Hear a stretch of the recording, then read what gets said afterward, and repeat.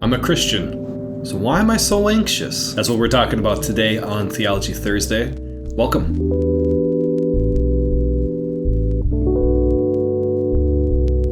Each week on Theology Thursday, we take the passage that I'm going to be preaching from on Sunday, and we ask one question of it, and we try to figure out what God has to say to us in it. And today we are tackling this question of anxiety and why Christians still feel it, even though Jesus says we don't need to feel it. And we're going to look at that by considering Luke chapter 12. And this passage begins verse 22, and it's a bit of a parable that we're looking at.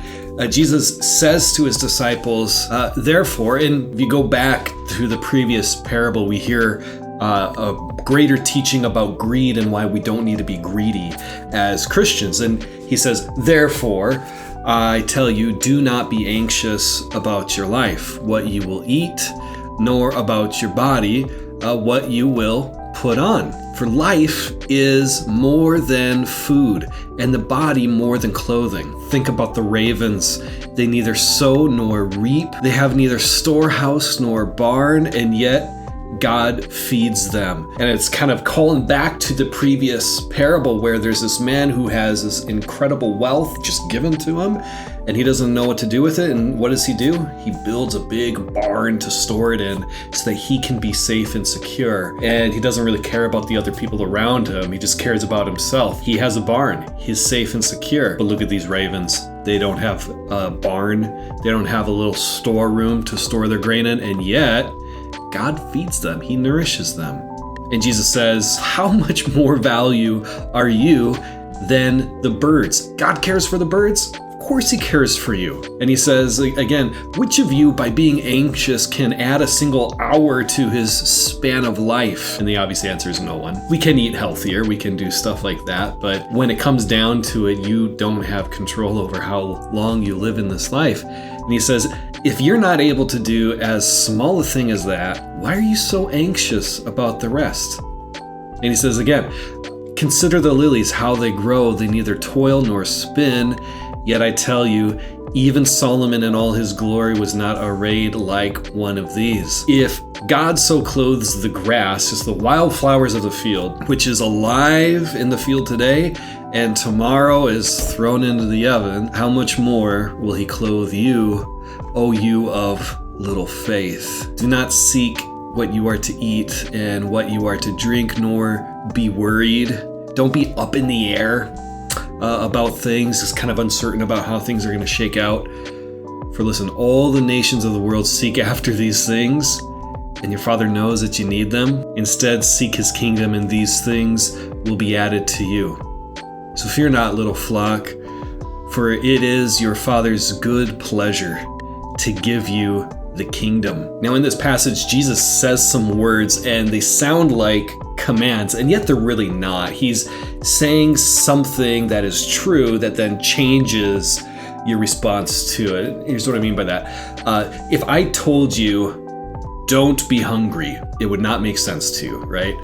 But if I said, you look hungry, you should eat something, you would get what I'm trying to say. Now, I could say, don't be hungry, and really what I'm saying is, you should go eat some food.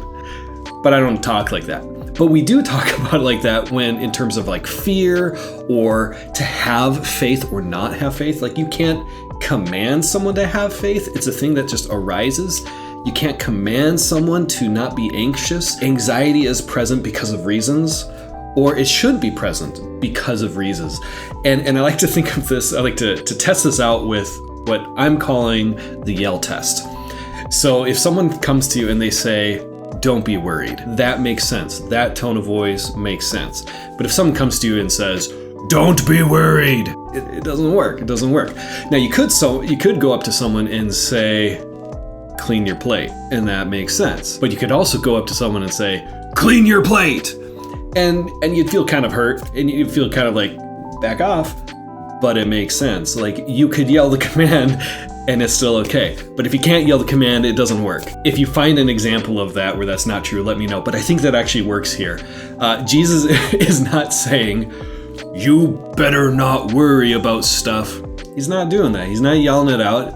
And just you read the tone of his voice here. It's like, look at the birds, dude. They don't got to worry about things. Why are you so worried about things? Look at the flowers. They don't have to work hard to be clothed well. Why are you working so hard for this? Why are you so worried about what you're gonna wear? God's gonna take care of you. Look at your body. He already made it good. You know, he's presenting it to them in a way of kindness. And that's what he is doing for us today. He's saying, you don't need to be unduly concerned about this. God's going to take care of you. It is God's good pleasure to give you the kingdom. Like, that's his heart for you. So you don't got to worry. So why do we worry? Jesus says we don't need to worry. He says we don't need to be concerned. But why, even as Christians, are we concerned? Why, as Christians, do many of us struggle with anxieties about the day, about what is going to come in the future, about how we're going to live in this world? Why are we concerned about those things?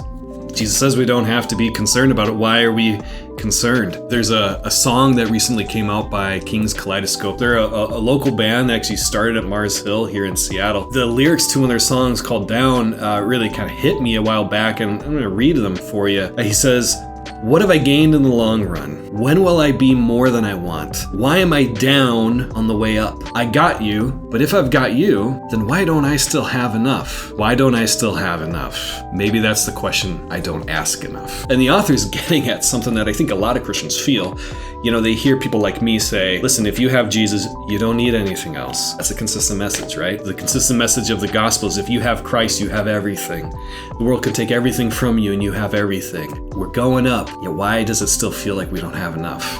Why does it still feel like if something is taken away from us that we're not going to be okay? Here's why. Being a Christian doesn't make you immune to emotional distress. It doesn't make you immune from living in this world and feeling sad. It doesn't make you immune from worries that come. You know, Jesus did not say it in this passage, by the way, if you're with me, you will never be anxious. He isn't saying that. He isn't saying you're never gonna have a panic attack. You're never gonna be worried about what's gonna happen with your kids. You're never gonna be worried about that one thing that you said back in 5th grade to that one kid, and now you're wondering, oh no, did I just ruin his life? He isn't saying you're not gonna be kept up at night. He isn't saying that you're gonna be immune from worry. He's saying you don't have to be consumed by it. God will take care of you. It is his desire to care for you. But the reason why we still experience undue worry about things that it actually doesn't do us any good to be worried about, is because we're human. We're living in this fallen world, and Christians experience it just like the rest of the world. So why do you still feel it? It's because you're a person, and this world's really messed up. Now, I will say one thing. Sometimes anxiety gets a bad rap, and you know, there is healthy anxiety. Like I'm really glad that my Seattle Mariners have a little bit of anxiety as they get up to the plate, or as they approach training, as they consider how they're gonna live their life as professional baseball players. Like, a little bit of anxiety helps you succeed. It helps you strive forward. And, you know, a little bit of anxiety can help you do things that you wouldn't normally do, but that you need to do. It's good for you to be bothered a little bit by things that you've done wrong, so that you don't do them wrong in the future, or you make amends for what you've done. A little bit of anxiety is good. Where it goes bad is where it's undue anxiety. It's anxieties about things that you can't do anything about. You can't add an hour to your life, or actually how the Greek has it, you can't add a cubit, kind of like 1.5 feet to your soul. You can't do that. So why are you worried about all these other things that you also can't control? That's the issue, is when our worries become worries about things that we can't do anything about. But whether your worries, your anxieties are undue or not, the Christian has a really good, I guess you could call it, defense against letting anxieties overtake you.